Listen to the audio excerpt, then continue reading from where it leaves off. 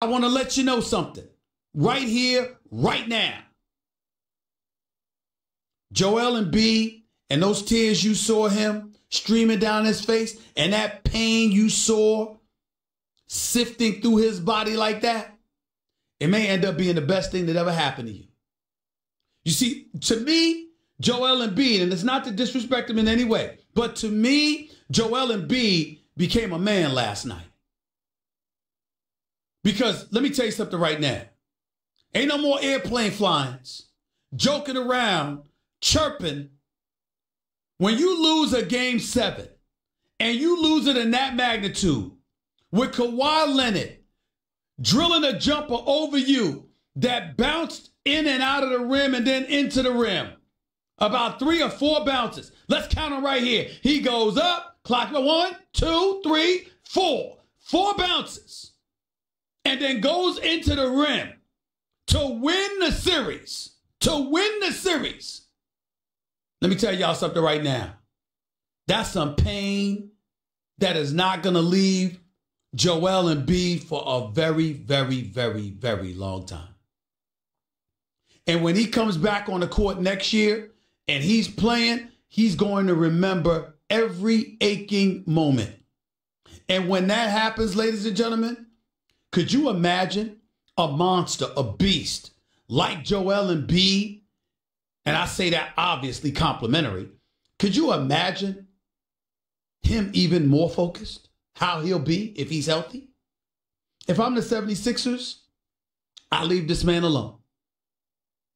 I make sure, work on his knees, work on his back, get him as close to 100% as you can possibly get him in the best condition of his life, and then unleash him. Because nobody can stop Joel Embiid. Nobody can stop him. And what you're going to see with Joel Embiid is a man on a mission coming back. I think it's going to be to the benefit of the Philadelphia 76ers. Make no mistake about it. And I think it is something that would bode very, very well for them moving forward.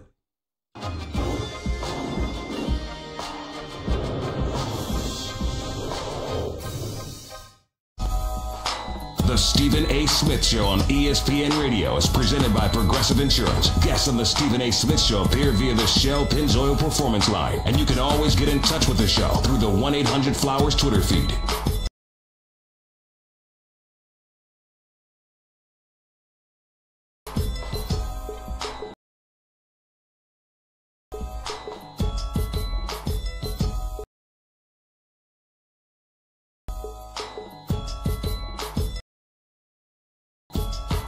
Welcome back to Stephen A. Smith Show, ESPN Radio, ESPN News. ESPN Radio recognizes National Military Appreciation Month, brought to you by Navy Federal Credit Union. Proudly serving the armed forces, the DoD, veterans, and their families for over 80 years. Federally insured by NCUA. 888-SAY-ESPN. It's 888-729-3776. Reminding you again right here on the Stephen A. Smith Show, ESPN Radio, ESPN News. Starting off hour number 2, my buddy, my former colleague here at ESPN, now NBA writer extraordinaire for the New York Times, the one and only Mark Stein, will be on the show with us. Looking forward to talking to him about some things. So let's get right to it. Until then, going to get to the phone calls. Got a lot of people wanting to talk. You know my position. I want Zion in New York first, and if not New York, LA. I'm not interested in him in a damn place else. And no athletic phenom needs to go to Chicago because everything can be compared to Michael Jordan. Everything. And that ain't going to work. It'll work for a hometown boy like Derrick Rose, but that's about it. Chicago fan base is phenomenal, by the way. They sell out every year, every game, even when their team stinks. I have mad love and respect for the fans in Chicago. They're really, really great, but I don't want Zion there. Let's go to the phones.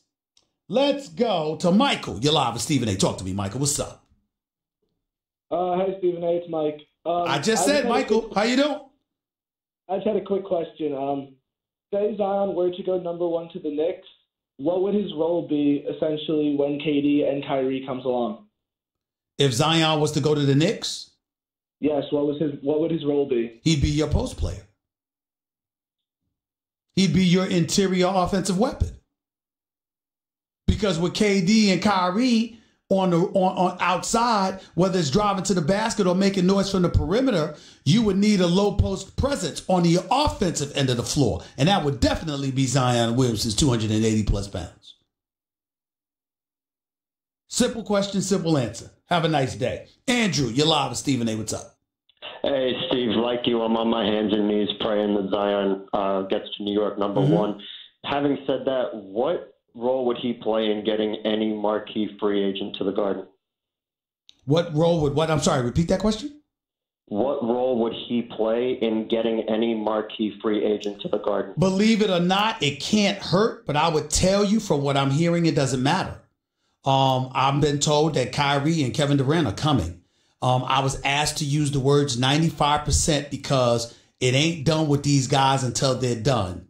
Kyrie is temperamental. In the case of Kevin Durant, he's sensitive. I'm not saying that in a negative way, but he's sensitive from the standpoint that the nostalgia being in Golden State, winning championships, et cetera, with Golden State clearly in position to give him more money.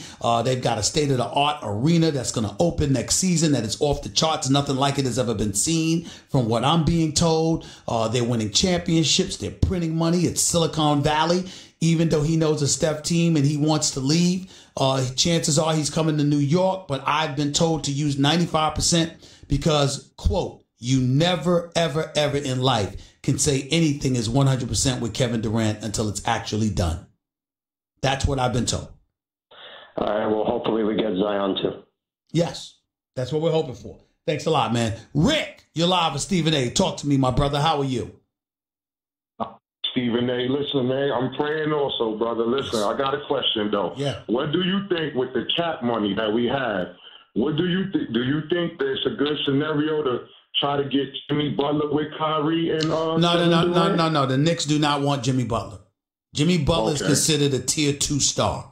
The New York Knicks are either looking for marquee headline superstars or they want to build through the draft. They don't want, they want to build through the draft and free agency where you bring quality talent, but not the kind of talent that you got to dole out max dollars to. New York Knicks are not interested in that. When it comes to Jimmy Butler, you know who everybody's competition for Jimmy Butler may be? Who's that? Portland. Damian Lillard's trying to convince him to come to Portland. That's a good look for Portland if that was to happen. That is a good look. That is a good look. But Philadelphia obviously wants to keep him. And they've got to prioritize keeping Jimmy Butler. Jimmy Butler, I'm going to go as far as to say this. Are you ready for this, Rick? I'm listening. Jimmy Butler would be a fool to leave Philadelphia. Everything about Jimmy Butler's life personifies what Philadelphia is all about. Hard-nosed, blue-collar, grab your lunch pail and go to work kind of town. When you know Jimmy Butler's story and what he's endured and what he's overcome in order to get to where he is today, nothing personifies that more than Philadelphia, Pennsylvania. And now that he's been there and he's established himself, Joel Embiid may be your best player. But when you talk about the pulse of Philadelphia, who's emblematic of the heart and soul that personifies Philadelphia, what name do you come up with? I'll come up with Charles Barkley. No, I'm saying present day player, bro.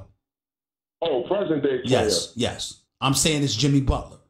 See, Joel Embiid is a superstar talent. Ben Simmons is a jump shot away from being that. But in terms of the mentality and the approach, the hard-nosed approach, the candor, the willingness to call it like you see it, ruffle feathers, all these different things while grabbing your lunch pail and waking up 5:30 every morning and going to work and making sure you're in peak condition and all of those different things. Who personifies that better than Jimmy Butler for the Philadelphia 76ers? Who's that guy? Nobody. And that's why you have to keep him. He's a priority over Tobias Harris. Tobias Harris is a really good player.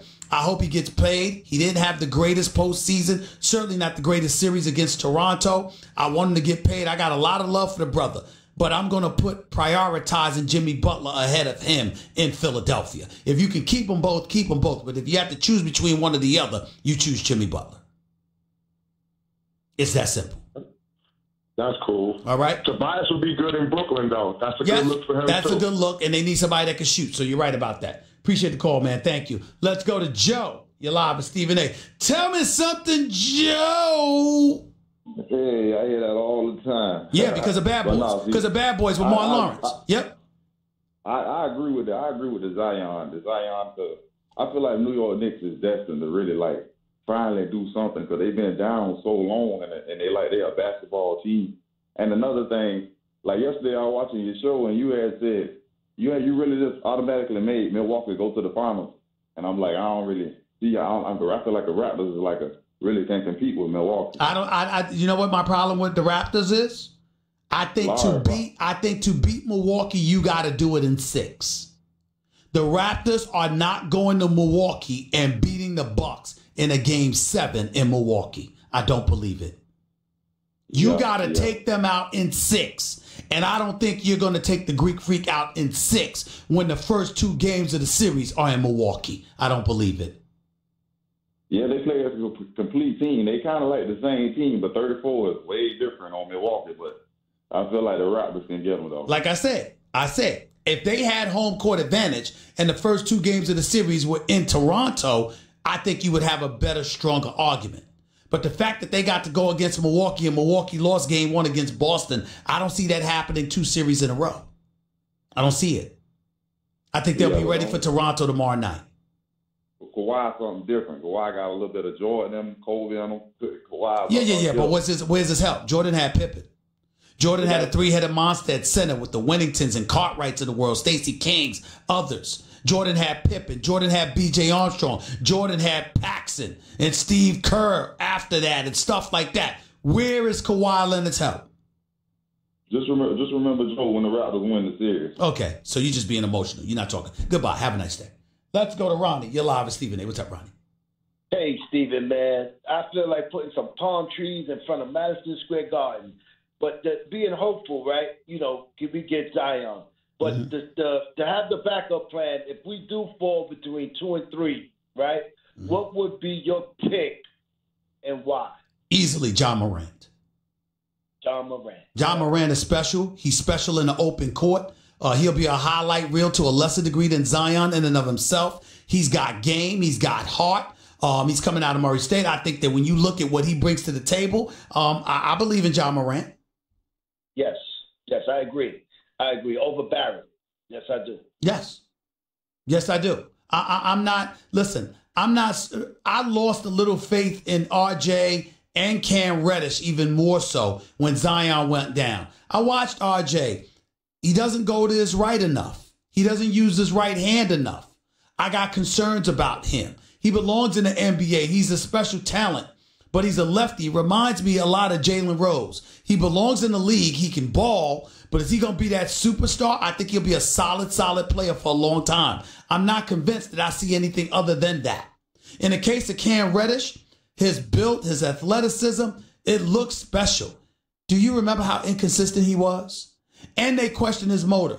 If they're questioning your motor when you play 35 to 40 games in college basketball, what the hell are you going to do when they got to play 82 games? Now, mind you, you are in pursuit of millions, and they're questioning your motor on college campus. Okay? This is a college campus. You know how the college life is, right, bro? Do you think it's... Stop. Did you hear my question? Yes. I said, you know how the college life is, right? Yes. You know the kind of things that motivate you when you a college athlete and you on campus and people are going gaga over you in the stands and stuff like that, right? Plus you in pursuit of millions. If you can't come ready to play for 35 games, how can I trust you for 82? Okay. I see your point. He can play. He's got upside. I like Cam Reddish, but he's an inconsistent shot and he was not trustworthy. I mean, this is a guy that was going to score 6 and 8 points and 2 points sometimes. Where the hell were you? You think he should stay in college another year? Yes, I said that. I thought he should have stayed in college another year. Be the man. Reddish is leaving. I'm sorry. R.J. Barrett is leaving. Zion Williamson is leaving. Be the man. Yes. But I can't knock him. I can't knock him for trying to feed his family, bro. Can't knock that. Okay? Appreciate the call, man. Thank you so much. 888-SAY-ESPN. It's 888-729-3776. Back with your calls to close out the hour before Mark Stein comes on in a minute. You're listening live to Stephen A. ESPN Radio, ESPN News. By the way, if you missed my opening segment, go check it out on demand in the Stephen A. Smith podcast, brought to you by Capital One. Capital One is reimagining banking, offering accounts with no fees or minimums that can be opened in 5 minutes. Capital One, hey, what's in your wallet? Capital One, N.A., member FDIC. Your radio, your computer.